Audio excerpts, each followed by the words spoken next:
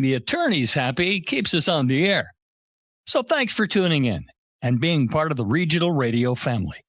We're proud to bring local, compelling content to you 24 hours a day, 7 days a week. This is staff meteorologist Paul Trombley with your Regional Radio forecast. A blend of clouds and sun today with daytime highs approaching 74. Southerly winds 8 to 15 miles per hour. Lows around 60 tonight. Slight chance for storms. Mainly sunny skies tomorrow. Chance of thunderstorms. Daytime highs approaching 86. Get weather anytime by calling 824-6101 or online at TaylorvilleDailyNews.com. Right now, it's 43 degrees. WTIM.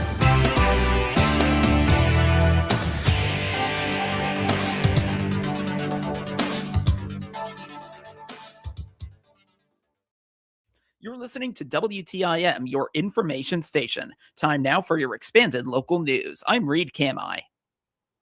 State Representative Mike Coffey is raising concerns about a proposed reduction in funding to local governments following the recent State of the State and budget address. Coffey says changes to the Local Government Distributive Fund, or LGDF, could have an impact on municipalities and counties across Illinois. He points to a proposed reduction in the share of state income tax revenue distributed to local governments. Well, it's an undue burden put on cities and towns. When you take away the local government distributive fund from the cities, all it's going to do is put more tax pressure on them, and it makes it impossible for the local communities to lower property taxes, which I think, as you go around the 95th district, is the most important issue. People want relief from taxes, and the state keeps putting more pressure on the cities, and therefore more pressure on their constituents. And we can't continue this. These are unforced mandates basically going on. When you cut the local government distributive fund, it just puts more pressure on the local communities, and they can't sustain it. The taxpayers can't sustain more money, more taxes, and inability to lower property taxes, and that's what it does. It prevents us from being able to lower property taxes, which, as a Republican, and I think as a state rep for the 95th district, that's what people want. They want us to lower property taxes. The LGDF, created in 1969, allocates a portion of state income tax revenue to support services such as law enforcement, road maintenance, and infrastructure projects at the local level. According to the proposed fiscal year 2027 budget, the fund would see a $16 million reduction. The Illinois Municipal League says the decrease in funding could leave local governments with the choice of either cutting services or increasing property taxes to make up the difference. Coffey says he would like to see the LGDF funding level restored to 10% and is co-sponsoring legislation aimed at doing so. Changes to the Special Supplemental Nutrition Program for Women, Infants, and Children, or WIC program, are now in effect. They primarily affect eligibility, along with the kinds of foods the credits can be used for and what substitutions can be made. The Christian County Health Department hopes to educate people on these alterations, in addition to the program itself more broadly. Chelsea Davis is the director of nursing at the health department. She says the changes to food options reflect new federal dietary guidelines. So this is the first big update, like I said, in about a decade. And the USDA, they updated the food packages to kind of better reflect the current nutrition guidelines and dietary guidelines for Americans. The goal of these changes is to help families access foods that support long-term healthy eating habits. So one of the biggest changes is that there is an increase in access to fruits and vegetables. So our families are going to receive a larger cash value benefit than they did previously. That cash value benefit can be used for fresh, frozen, canned fruits and vegetables. And now it can be used for fresh herbs as well. So these changes allow for more variety. So there's going to be more whole grain options, including like bagels and English muffins and corn masa flour. Those things were not things that you could get previously. This change has already occurred, by the way. It started February 25th. Other changes now allow beneficiaries to collect more of certain items in place of another one. Milk type can be chosen at the store. So previously you'd come in and you'd choose what type of milk you wanted, like cow's milk, lactose-free, soy milk. Now those options can be chosen at the store. So it makes it a little more flexible. Canned or dried beans and peanut butter can be chosen at the store. Eggs can also be substituted for more beans and peanut butter, and that was something that didn't happen previously. You can do that if they have an egg allergy or just a preference. Canned juice can be, or you can substitute juice for more cash value benefits for fresh fruits and vegetables. And with infant food packages, you can substitute some of those jarred infant foods for a cash value benefit as well. In order, like if your baby doesn't like jarred foods, or if your baby's at a point where it's starting to eat some finger foods, then you can get some fresh fruits and vegetables that way. Davis also reminds the public to check if they are eligible to receive benefits through WIC. She says many people who do not use the program incorrectly believe they are not eligible. So this isn't a change, but it's good to know that fully breastfed mothers receive food from WIC up until a year old, and until their baby's a year old. And postpartum mothers receive benefits up to 6 months old. One thing we always want the public to know is that many eligible families are not enrolled. And it's really easy to enroll, right? You can come to the health department between 8 a.m. and 4 p.m. Monday through Friday, and our WIC clerk, Dottie, will be happy to help you. Typically, people need to bring proof of identity, proof of address, proof of income, and some kind of documentation of pregnancy for their child under 5. You can also just call us. You can call our WIC clerk, Dottie, at 217-287-7512, or you can call our main line at 217-824-4113. Separate from WIC, the Christian County Health Department is in need of more tobacco enforcement volunteers. The department allows those aged 17 to 19 to take part. The goal is to ensure local businesses comply with laws surrounding tobacco sales and asking for identification in such instances. Ellen Jackson, an emergency response coordinator with CCHD, says local police keep any purchased tobacco products. So we have a grant, and with that grant, we are allowed to conduct compliance checks at establishments that sell tobacco products. And due to that, we need volunteers from 17 to 19 years old to go into those establishments and attempt to purchase tobacco products. And yeah, that's pretty much it. Obviously, we'll need a parental release slip. And if you call the health department and ask for me, I can answer any more questions and get everyone set up with it if any volunteers are interested. Jackson also reminds Christian County residents to prepare emergency kits in the event of a natural disaster. It comes amid severe weather in the middle of this month. So we have a grant, and with that grant, we are... Apologies there. I think that was the incorrect audio. More information on the Christian County Health Department is available at cchdil.org or by calling 217-824-4113. Chelsea Davis and Ellen Jackson appeared as guests on the WTIM Morning Show.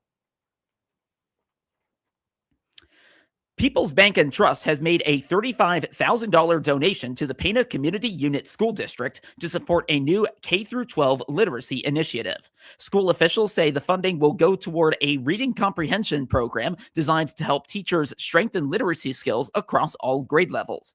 Superintendent Jessica Miller says the district plans to use the money to train teachers in proven strategies aimed at improving student reading and comprehension. She says strong literacy skills are key to long-term academic success, and this investment will help build a stronger foundation for students. Bank president and CEO John Gardner says the donation reflects the bank's commitment to supporting education and the community. He adds the goal is to help give both students and teachers the tools they need to succeed.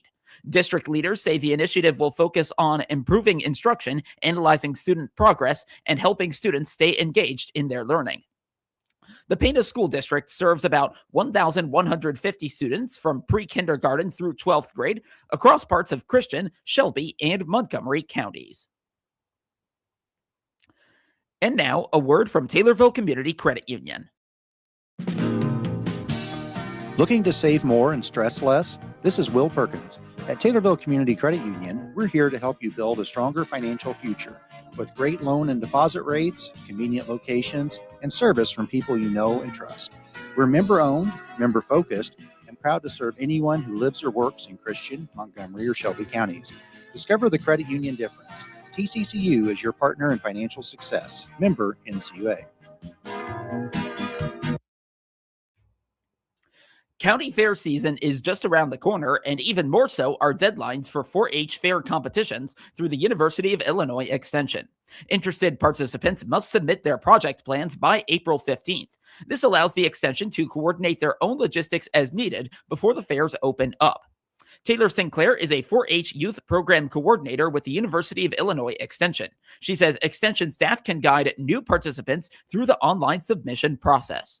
So any new members that are kind of wanting to get into 4-H, the last day for them to kind of get enrolled to be able to show at the 4-H fair this year is April 15th. With comes that deadline, updating your projects, sharing with us what you're wanting to be showing at the fair, whatever is in there by April 15th. Those are what you are eligible to be able to show this year at the 4-H fair. If anyone's interested, they're more than welcome to kind of give our office a call, and then we will kind of reach out, share some information. We have like a little booklet to help them like walk through like enrolling in the program and things like that, so that way they can kind of get signed up and be ready to go by fair season.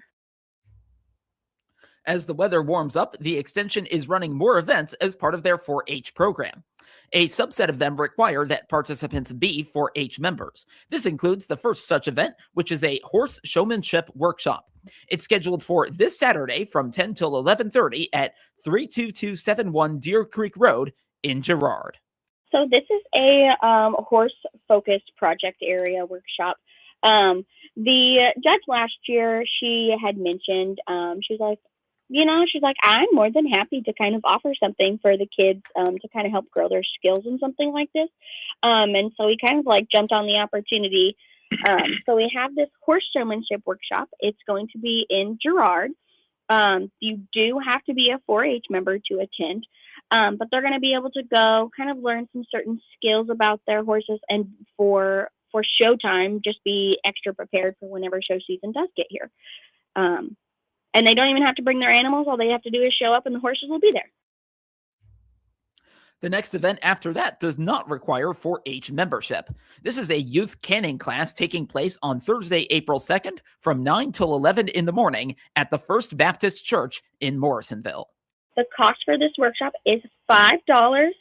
And this is like right about during where a lot of the schools are kind of starting their spring break.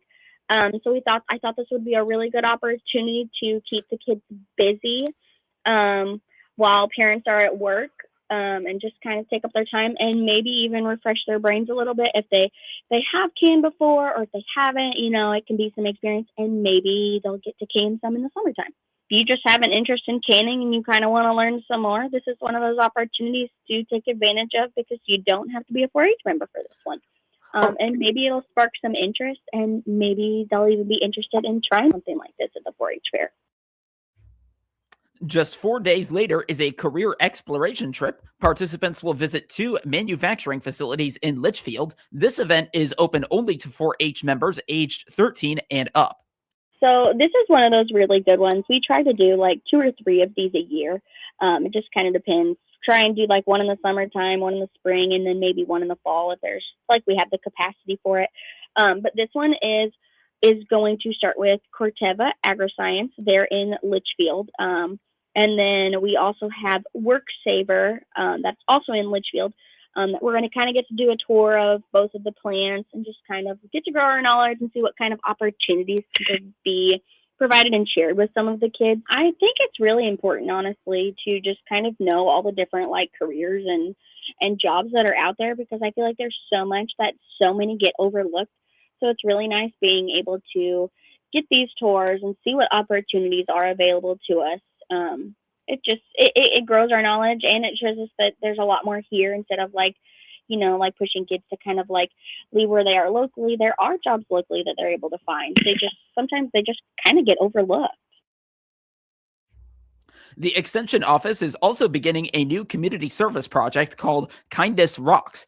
In this effort, participants paint uplifting messages on rocks and leave them in public places. I don't know if you've ever seen, like, sometimes you can find like the rocks in like communities, and they'll have like strength, words written on them that are just kind of like meant to kind of like inspire people, or sometimes it just someone could be having a bad day and they find a rock that, you know, just you're beautiful, things like that on them. And it just kind of like brightens someone's day. So basically the kids are going to come in, they're going to get to paint their rocks, and we're going to send them home with the rocks that they painted. And then they get to kind of disperse and put them in their community, to just kind of spread some kindness. The kids can put their rocks wherever they kind of feel like it, whether it's at a park or maybe it's outside of a restaurant, anything like that. It's completely open to whatever they want, wherever they feel like maybe someone, you know, where they're going to somehow it'll cross a path with someone that just needed to hear something like that. More information on the University of Illinois' 4-H involvement is available at 4h.extension.illinois.edu. This website also has links to register for the aforementioned programs, as well as many others. Taylor Sinclair appeared as a guest on the WTIM Morning Show. The Illinois Department of Natural Resources is seeking campground hosts for the 2026 camping season. IDNR's Joe Lenkaitis says this is for state parks, recreation areas, and historic sites across the state.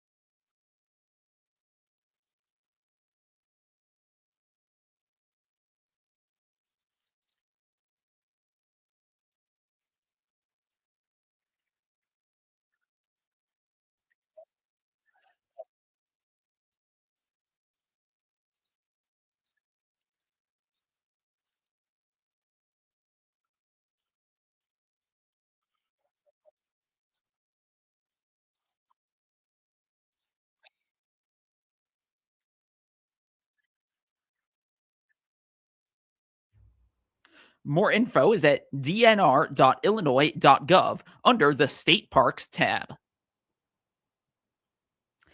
Getting a new farm bill to the finish line remains a top priority for the Illinois Farm Bureau. IFB President Philip Nelson has been in Washington a few times already, pushing for passage.